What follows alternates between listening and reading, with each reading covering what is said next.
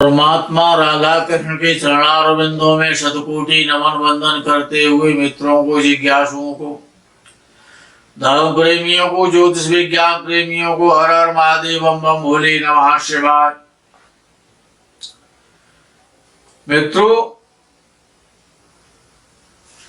हमने सन 2021 में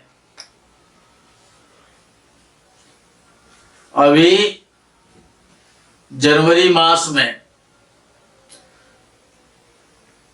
और एक नया फाउंडेशन तैयार किया है। उस फाउंडेशन में हम पक्षियों की सेवा, कुत्तों की सेवा, बानरों की सेवा, बंदरों की सेवा, गोमाता की सेवा, गरीबों को भोजन का वितरण, बहुत सारे हमने उसमें कार्यक्रम प्रारंभ किए। चैनल का नाम ब्रजधाम सेवा फाउंडेशन .org के नाम से है। आप उसको सब्सक्राइब करें और धार्मिक बने, पूर्ण लाभ लें, दर्शन करें, आनंद लें। मित्रों, आज कमेंट दिवस है।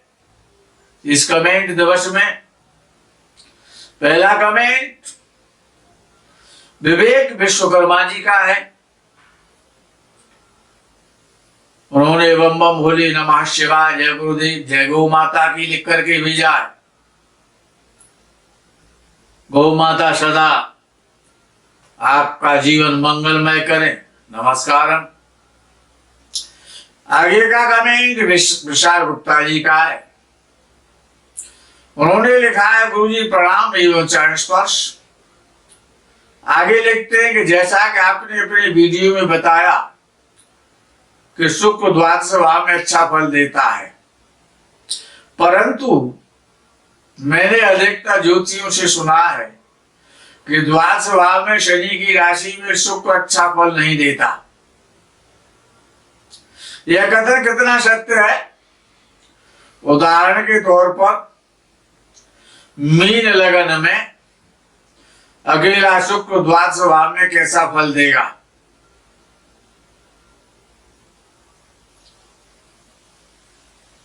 परंतु और किंतु तो कहीं पर भी लगाया जा सकता है, लेकिन ये तो आपका परंतु ही बता रहा है कि द्वादश भाव में अच्छा फल देता है।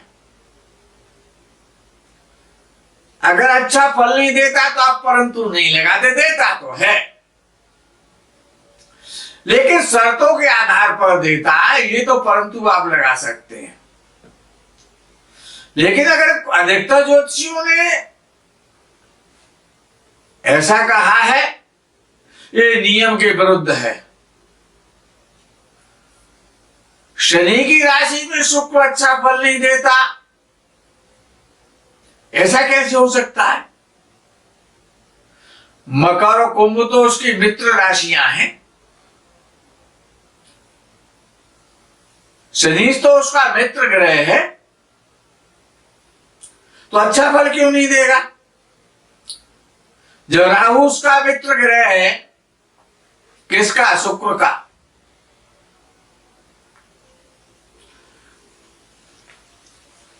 और शनिवत राहु ही तो कहा गया है, तो इसीलिए हाँ, कुछ शर्तें हैं। अगर सूर्य द्वादश भाव में बैठा है तो अच्छा फल नहीं दे पाता है, लेकिन द्वादश भाव में शुक्र सर्वाधिक प्रसन्न होता है। ये अपने में अक्षर से सत्य है। आपका शुक्र मीन लगन है, आपका अच्छा है। शुक्र द्वादश, अकेले शुक्र द्वादश भाव में कैसा फल देगा? तो कुंभ राशि का शुक्र हुआ। और कुंभ राशि का शुक्र का मतलब क्या है? आपने ये विचार कर लिया कि शुक्र अष्टमेश है, यही तो विचार है आपका, लेकिन अपने भाव से त्रिकोण में बैठा है ना।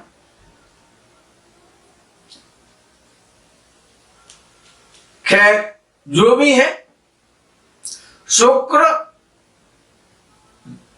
निर्भ्रांत रूप से आपने ज्योतिषियों से सुना है, लेकिन ज्योतिषियों ने क्या कहा है, क्या लिखा है, वो नहीं आपने पढ़ा, उसको आप सुनना नहीं चाहते। कि जो ज्योतिष के जो पितामह हैं, पाराशर ऋषि, जिनको ज्योतिष का पितामह कहा जाता है, ज्योतिष के बाप के भी वो बाप हैं, पिता के भी पिता हैं, इसीलिए उनको ज्योतिष का पितामह कहा गया है। हर ज्योतिषी ने, हर ऋषि ने उनको ज्योतिष का पितामह कहा था, और पितामह उनके लिए लिखा है। तो पाराशर ऋषि का जो कथन है वो हमने अपने वीडियो में आपको दिया है। नमस्कार। मिकेश जैन ने लिखा है, उत्तम और उपयोगी जानकारी पचौरी जी। जैन साहब आपको बहुत बहुत नमस्कार। आगे पंकज सिंह ने चरण वंदन नमन भेजा है। पंकज सिंह जी आप चिराई हो, दीर्घायु हो। आगे रूपा पांडे ने प्रणाम गुरुजी लिख करके भेजा है, आप प्रसन्न रहें, दीर्घायु हो। आगे अमोघ कौशिक, क्या लिखा है हम उसे समझ ही नहीं पाते। नमस्कार। आगे रिद्धि पांडे ने लिखा है, गुरुजी प्रणाम, कुंडली देख दीजिए। उन्होंने अपना जन्म प्रमाण भेजा है, गुजरात भावनगर से। शादी के विषय में उनका प्रश्न है। हमारा उनसे ये कहना है रिद्धि पांड्या से कि पांड्या जी आपको इस प्रश्न का जवाब मिलेगा निःशुल्क कुंडली कार्यक्रम में। इस प्रश्न को अपनी जन्म प्रमाण के साथ व्हाट्सएप पर भेज दें। निःशुल्क कुंडली कार्यक्रम को आप देखते रहें, उत्तर मिलेगा, निश्चित मिलेगा। नमस्कार। आगे राजीव कुमार गुप्ता ने लिखा है, जय गुरुदेव, मेरा नाम राजीव कुमार गुप्ता है, मेरी जन्म तिथि इतनी है, जन्म स्थान पिंजौर। उन्होंने जानना चाहा कि मैं हमेशा के लिए अपने परिवार के साथ कनाडा में बसना चाहता हूं, कृपा करके मेरा मार्गदर्शन कीजिए, मेरे लिए उत्तम होगा या क्या? जवाब दें। राजीव कुमार गुप्ता जी, हम आपको जवाब देंगे कि आपको कनाडा अच्छा है या नहीं, सूटेबल है या नहीं है। अपना जन्म विवरण अपने प्रश्न के साथ हमारे व्हाट्सएप पर भेज दें। व्हाट्सएप नंबर आपके पास है। नमस्कार। अनिल कुमार ने लिखा है, गुरुजी को दिल की गहराइयों से प्रणाम, आपका वीडियो देखने को तरस गए थे महाराज। धन्यवाद गुरुजी, प्रणाम महाराज, आपको प्रणाम। अनिल कुमार जी, आपने ये कहा है कि हमारा वीडियो देखने को तरस गए थे, हम आपकी बात को असत्य तो नहीं मान सकते। हो सकता है नेटवर्क की कोई प्रॉब्लम रही हो आपके मोबाइल पर, लेकिन अगर वीडियो भेजा गया तो जब मोबाइल में जब नेटवर्क सही हो जाता है तब पहुंच जाता है, अगर भेजा गया है तो। हो सकता है हमारे कार्यालय से किसी कार्यकर्ता के द्वारा कुछ गड़बड़ हो भी सकता है, हम ये भी मान सकते हैं, लेकिन हम तो वीडियो बनाते रहे, ये सत्य है अपने में। और हमारे जितने वीडियो डाले जाते हैं वो सभी हमारे दर्शकों के पास अवश्य पहुंचते हैं, लेकिन आपकी शिकायत जायज है। नमस्कार। आगे नेहा त्रिपाठी जी ने नमस्कार गुरुदेव लिख करके भेजा है। नेहा जी आप सदा चिरायु दीर्घायु प्रसन्न रहें। आगे विष्णु शर्मा ने धन्यवाद लिख करके भेजा है। शर्मा जी आप भी धन्यवाद के पात्र हैं, ईश्वर आपको चिरायु बनाए। आगे प्रेमलता महिली ने 3 कार्टून से भेज दिए, आप सदा चिरायु हूं, नमस्कार। आगे नीरज जैन ने कोटि कोटि वंदन, आपका ज्ञान और व्याख्या बहुत ही बढ़िया है। जैन साहब आप सदा दीर्घायु प्रसन्न रहें, अपने धर्म का पालन सदा करते रहें, नमस्कार। लोकेश शर्मा जी ने सादर प्रणाम लिख करके भेजा है। लोकेश जी आप प्रसन्न रहें, दीर्घायु, नमस्कार। आगे उमाशंकर जी ने लिखा है ओम श्रीम क्लीम सू चंद्र मंगल बुध गुरु शुक्र शनि राहु केतु मंता सहताय क्लीम नमः। ये आपने बड़ा अच्छा मंत्र बना के तैयार किया है। ये तो ज्योतिष के जो बड़े बड़े प्रकांड विद्वान हुए उन्होंने वो भी अगर इस मंत्र को और पढ़ेंगे तो भी चक्कर काट जाएंगे। खैर आप मंत्र दृष्टा हैं, और जो मंत्र बनाते हैं वो तो ऋषि होते हैं। मंत्र बहुत अच्छा है आपका, आपने सारे ग्रह और सलीम किली में बंद कर दिए। अब इनसे बाहर कैसे निकल सकते हैं? अच्छा, अगर ग्रह आपने ये किलित कर दिए, दोनों तरफ से दीवार लगा करके उनको अंदर बंद कर दिया, फिर ये काम कैसे करेंगे? इस पर विचार किया आपने?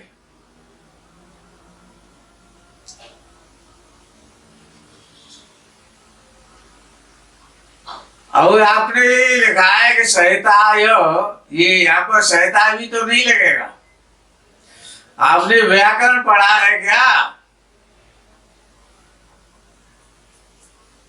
खैर आपने जो लिखा है वो अच्छा लिखा है, प्रयास बहुत अच्छा, सराहनीय है आपका प्रयास। आपकी बुद्धि बहुत तार्किक है, ये तो मानना पड़ेगा। और जिसने भी अगर आपने कहीं से लिया है तो वो भी बड़ा तार्किक बुद्धि का रहा होगा।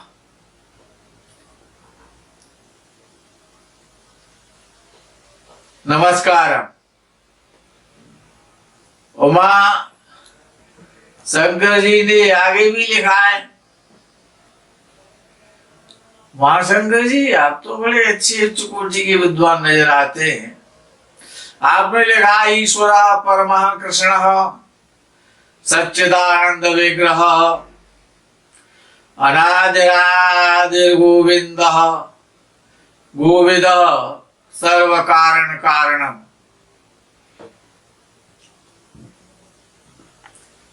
आपका बुद्ध तो बड़ा मजबूत दिखाई देता है। आपका बुद्ध वास्तव में अच्छा है। ईश्वर परमः कृष्ण सच्चिदानंद विग्रह व्या, यहाँ पर सत्य भी है और चित्त भी है और आनंद भी है, और उनका विग्रह कौन? परमात्मा, परम कृष्ण। अनादि राधे गोविंद अनादि और आदि, आदि और अंत, गोविंद सर्व कारण कारणम। बिल्कुल सत्य है। सभी कारणों के अकेले एक ही कारण है, उन्हीं के कारण तो सब कारण है। सर्व कारणम, सर्व कारण कारणम, सभी कारणों के कारण है गोविंद। नमस्कार। आगे श्रीनिवास शर्मा जी ने लिखा, अपना जन्म विवरण भेजा मुंबई से। कलानिधि योग के बारे में बता दीजिए गुरुजी। हम कलानिधि योग को आपको बता देंगे।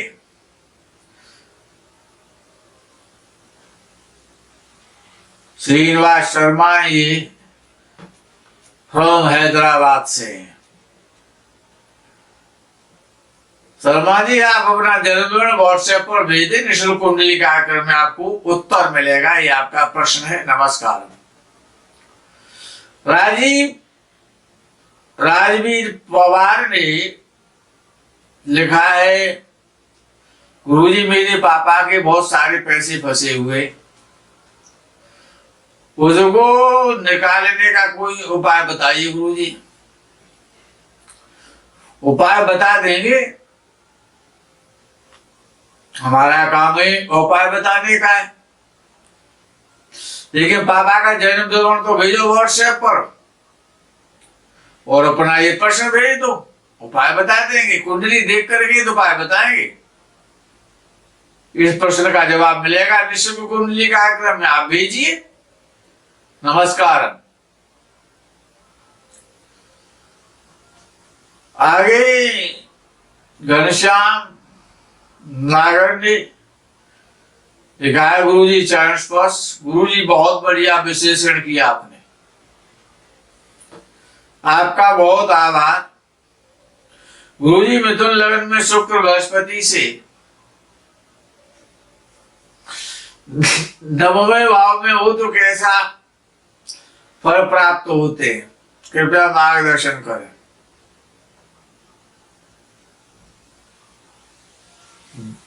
गुरु मिथुन लग्न में, गुरु मिथुन लग्न में शुक्र बृहस्पति से, बड़ी समस्या है ये तो। मिथुन लग्न में शुक्र बृहस्पति से, अब बृहस्पति कहां बैठा ये हमको क्या पता है, ये तो आपको बताना पड़ेगा ना। और बृहस्पति से 9वें भाव में हो, अब बृहस्पति का तो पहले पता हो कि बृहस्पति कहाँ है, तभी तो कुछ कहा जाए। तो घनश्याम नागर जी, आपका ज्योतिष का ज्ञान अच्छा है, लेकिन अपने प्रश्न का उत्तर जानने के लिए आप जन्म विवरण भेजिए व्हाट्सएप पर, तब हम बताएंगे कि शुक्र बृहस्पति से 9वें भाव में हो तो कैसा फल देगा, तभी बताया जा सकता है। नमस्कार। आगे आलोक सिसोदिया ने नमः शिवाय गुरुजी लिख करके भेजा है। शाम सदाशिव आशुतोष अवढ़दानी आप पर सदा कृपा की दृष्टि करें। नमस्कार। सत्यवती आर्या ने लिखा है, गुरुजी प्रणाम।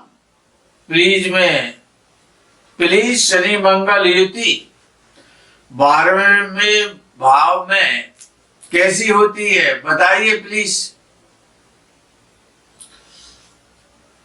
शनि और मंगल 12वें भाव में,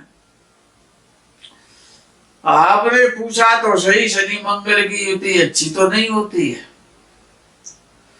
भोगों को नष्ट करने वाली होती है 12वें भाव में। तो पति पत्नी में क्लेश रहता है, अच्छा तो फल होता नहीं है शनि मंगल का 12वें भाव में। लेकिन सही जवाब जानने के लिए मंगल और शनि की युति का द्वादश भाव में आर्या जी, आप अपना जन्म विवरण भेजें, व्हाट्सएप पर भेजें, तब ये प्रश्न पूछें, उत्तर सटीक मिलेगा। नमस्कार। आगे पवन पारीक ने लिखा है, आप वेदित वेदितव्य हैं, ऋषितुल्य हैं। सर्वप्रथम आपके ज्ञान को नमन, अनंतर आपको नमन। आपका प्रतीकात्मक विश्लेषण चिकित्सु के लिए पर्याप्त है।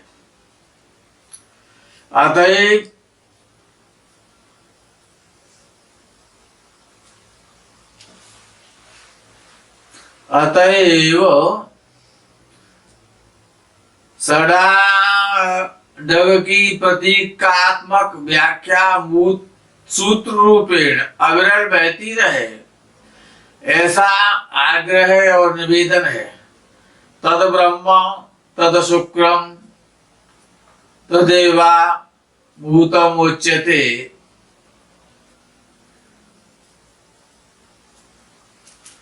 अन्यत्र टिप्पणी है, प्रत्युत्तर देने की कृपा करें। नमन, ये जो आप शब्द जो ढूंढ के लाते हैं ना पारीक साहब, ये वेदित वेदितव्य, ये ऋग्वेद के सूक्त में से आपने निकाला है। ये ऋग्वेद का सूक्त है, उसमें से आपने इतना शब्द निकाल लिया है एक मंत्र में से। वेदित वेदितव्य, ऋषितुल्य तो हम नहीं हो सकते। ऋषि तो ऋषि होते हैं, हम उनके एक बाल के बराबर भी नहीं है, तो तुलना हमारी ऋषियों से कैसे हो सकती है? ऋषियों से तुलना हमारी नहीं होनी चाहिए। हम कलयुगी ब्राह्मण हैं। ऋषि सतयुग द्वापर त्रेता में उत्पन्न हुए थे, इस समय कलयुग चल रहा है। और ऋषि वैज्ञानिक रूप में पैदा होते हैं। हम कोई ऋषि विषि नहीं है। ये आपका बहुत अच्छा लगा, ज्ञान को नमन, अनंतर आपको नमन, ये बहुत अच्छा लगा। शरीर किसी का पूज्य थोड़ा ही हो सकता है।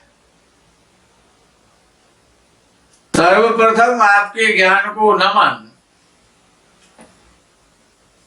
तो सर्वप्रथम ज्ञान को ही नमन करें आप सदैव। इस स्थूल शरीर को कौन नमन करता है? ये तो नमन के योग्य है ही नहीं। अगर शरीर को नमन करता, शरीर की महत्ता होती, तो गाय की सब पूजा करते हैं, भैंस की पूजा कौन करता है? क्योंकि गाय में जो गुण है, जो ज्ञान है, जो परोपकारिता है, जो मातृत्व है, जो माँ की जो ममता है गाय में, वो भैंस में थोड़ी होती है। इसलिए भैंस की पूजा नहीं होती। दूध तो ज्यादा देती है, उसकी कीमत भी ज्यादा होती है, लेकिन पूजा सब भैंस की थोड़ी हो सकती है।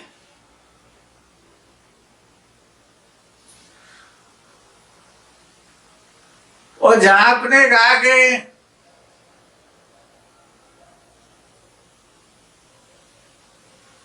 प्रतीकात्मक व्याख्या सूत्र रूपेण अविरल बहती रहे, अब 18-20 मिनट में तो प्रतीकात्मक व्याख्या ही हो सकती है।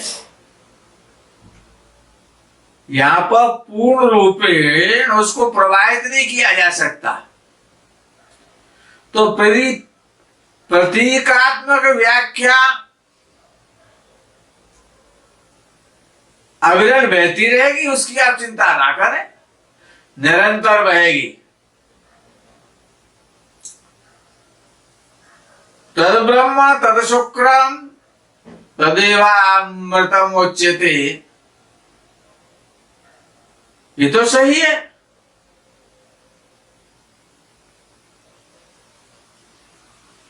अब प्रत्युत्तर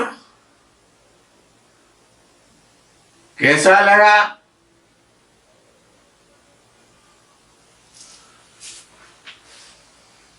भाव अच्छा है? आपको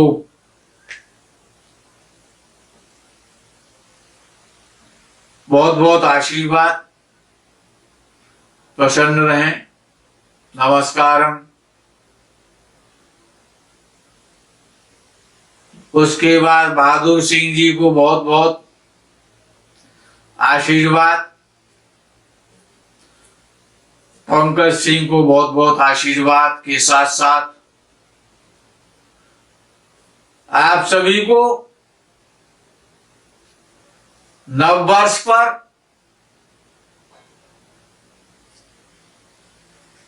संक्रांति और